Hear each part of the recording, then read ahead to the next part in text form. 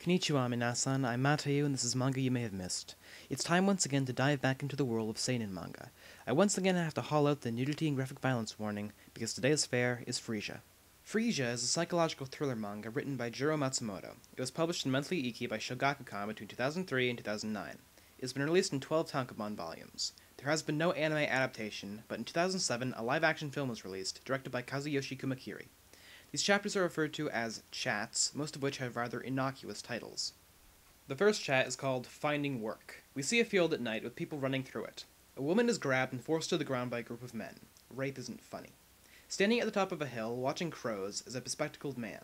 A conversation carries us from the field to a metropolitan area. We're talking about a boring person, although the speaker's life is just as mundane. Well, actually, the speaker has his own small idiosyncrasies. He does little things that he thinks are important, such as wanting to talk to people. The speaker is the glasses-wearing man from earlier, sitting in a cafe. The woman that he's talking to says that he always seems to enjoy their conversations, and tells us that his name is Hiroshi. Hiroshi shows her an envelope. He says he got it from being registered with Hello Work, Japan's government-run employment agency. He says that he'll probably find work despite being in a recession, as soon as he gets his balance back. As they're talking, one of the other people in the cafe starts looking at Hiroshi. It's weird how he's just sitting there talking at the empty air. Hiroshi continues to explain why it's better to be moderate until a waitress approaches his table. She asks if he'd like another glass of water, and Hiroshi turns to ask the woman until he realizes she isn't there. He stands up to leave. Sometime later, at his house, Hiroshi is talking to his mother, saying that he thinks he got the job, and will be able to pay for her medicine, or will at least be able to find a way to make ends meet. Well, actually, to is incorrect. He's more talking at her. As he tries to make a meal, she gets up and attacks him with a rolling pin, yelling that he's a demon that took her son away. Hiroshi chuckles and asks, rhetorically, if she's having a fit. He calms her down by singing a song. In the next room, a naked girl says that Hiroshi should kill the old hag. This is his girlfriend, Keiko. They're about to have sex, and I refuse to show this scene because they wind up over top of Hiroshi's mother. What you need to know is that Keiko doesn't like Hiroshi's mother.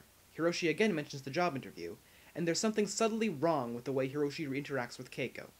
Some propaganda comes over the radio. In this reality, Japan is fighting in a war with an unnamed nation. The next day, Hiroshi is going to his job interview. He passes by a propaganda rally and we hear another conversation with the imaginary woman. They're talking about how the weak shouldn't be able to adapt and survive, yet somehow Hiroshi has done just that. He claims that he has a special power, nothing grand like psychokinesis, just a sixth sense. The empty chair asks him to elaborate, and he says he has an ability to sense and avoid danger.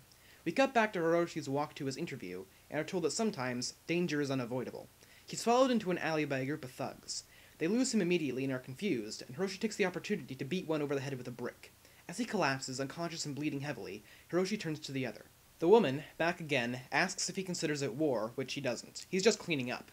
She asks if he was born with the power, and he says probably, but he only discovered it recently. He acts as if she's asking when it started, but can't remember. The woman says it's alright and that he'll probably remember eventually, as Hiroshi arrives at his interview. We learn Hiroshi's surname, Kano, as his interviewers remark that he has blood on his face. Big disgrace, waving his banner all over the place. He's an hour late, and the interviewers ask if Higuchi has told him about the job. Hiroshi parrots the words back at them. They are confused for a second, but assume that Higuchi has merely been lax. They bring up the fact that Hiroshi has done military service, and ask where he was posted. Hiroshi says that he moves supplies in the rear lines, which flies in the face of what Higuchi said. Higuchi is not here, but is out buying lunch. A crow calls as one of the interviewers tries to explain what the job will entail, which he hates doing. He reaches into his desk for an item that Hiroshi will be using, and pulls out a handgun.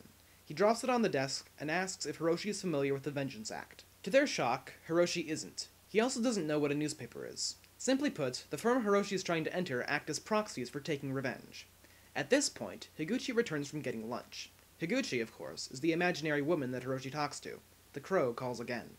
Freesia's chats are an almost uniform 24 pages long, so we continue. Chat number 2 is qualifying. Higuchi introduces herself to Hiroshi, showing no signs that she's ever met him before. Hiroshi merely repeats her name. The interviewer says that Higuchi will explain the rest, and the two men leave for lunch.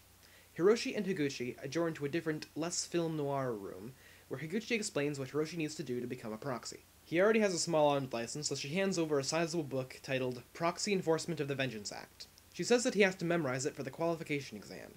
He's shocked until she explains that it's a joke. Not the rulebook, the test. If their proxies actually had to pass the test, they'd have nowhere near enough manpower. She also gives him a copy of the exam answers and says that knowing the book isn't as important as being able to do the job well. She tells him that he can ask any questions he has. He asks if they've met before, and she doesn't answer. He states that he knows her, but can't remember who she is. She finally says yes, they have met, but it was a long time ago and they weren't friends. Their encounter has to do with something that Hiroshi can't remember, but isn't something important. Hiroshi accepts this answer, and Higuchi says she has to leave. She requests that Hiroshi take the exam in 2 days and mentions that she thinks he'd be good at this job. As Hiroshi leaves, the interviewer, who is Higuchi's boss, asks if she really thinks he can be useful. Working supply lines doesn't make one an experienced soldier, after all. Higuchi asks if the boss did more than glance at Hiroshi's service record, which he didn't. Hiroshi was assigned to a place called the High Ground Base, but not as part of the 7th Supply Corps.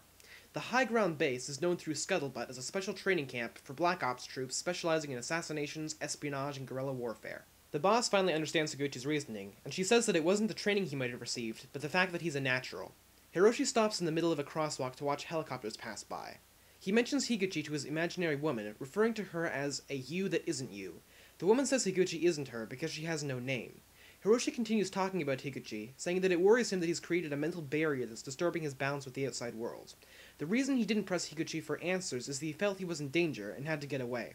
The crow calls again as the imaginary woman said that it doesn't seem like him to take risks. Hiroshi agrees, but he says that he thinks finding answers is worth the risk, so he's taking the job. The conversation ends abruptly as a waitress gives him a cup of coffee. Hiroshi heads home through more propaganda. The war is going badly for Japan, despite the media's attempts to be positive.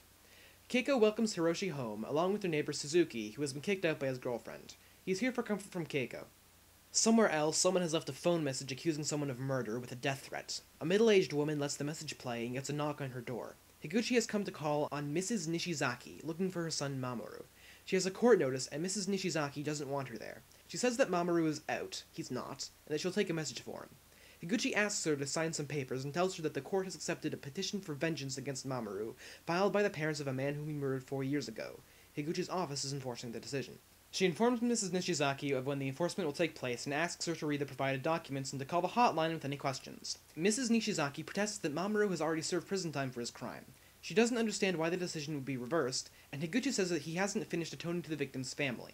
She says that Mrs. Nishizaki shouldn't be so pessimistic. It's not a death sentence after all.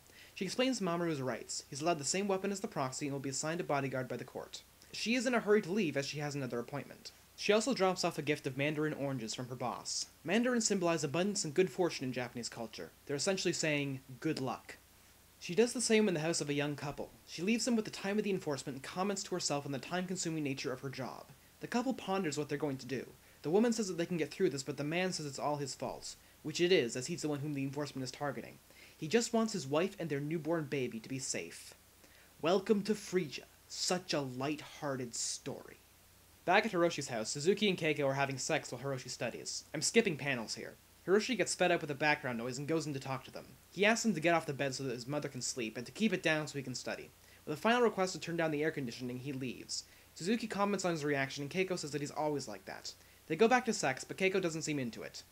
On the day of the exam, Hiroshi notices one hopeful that has actually read and annotated the manual. He mentions it to the imaginary woman at the cafe. She says that he's different from Hiroshi and is more useless than diligent. Hiroshi says that it's strange to want the job that badly and is interrupted by a cell phone that he's been required to carry. It's the real Higuchi, who asks how the exam went. Hiroshi merely repeats her name and sits in silence. We shift to Hiroshi walking down the street sometime later, crows calling out once again. Hiroshi reacts before anyone else does, indeed before anything actually happens, as 2 men fall out of a storefront. We've stumbled onto an enforcement in progress. The man on top accuses the one on the bottom of murdering his daughter. Hiroshi notices a dying bodyguard in an alleyway, as the old man is cheered on by the crowd. The old man gets his eye poked out, and the younger man grabs a knife, yelling that an intervention is a felony. The younger man reenacts the death of Julius Caesar, minus conspirators. The blood covers the bystanders. They urge the younger man to stop, as the older man is already dead. Some of the bystanders puke as the younger man staggers back from the would-be avenger. He asks the crowd what their problem is. He won. He killed the man trying to kill him. Said man is now in hell with his 12-year-old daughter, whom the younger man brutally raped and murdered. Hiroshi remarks that getting killed while taking revenge is pointless, and that such things are better left to a proxy. He wonders why the man tried to do it himself instead of hiring one, as the picture of his daughter that the man carried with him falls into the pool of his blood. What an idiot. The end. Freesia was adapted into a film in 2007. It was directed by Kazuyoshi Kumakiri, written by Takashi Ujita, and starred Tetsuji Tamayama as Hiroshi Kano. I haven't seen it, but it received favorable reviews. Freesia is not fun to read. We're in a horrible world following a strange man who kills people for a living, watching a slow descent into madness. It's a good story, with intriguing characters, but if you're like me, you aren't going to want to read it more than once. Next time will be something obnoxiously cute. I need it after this one.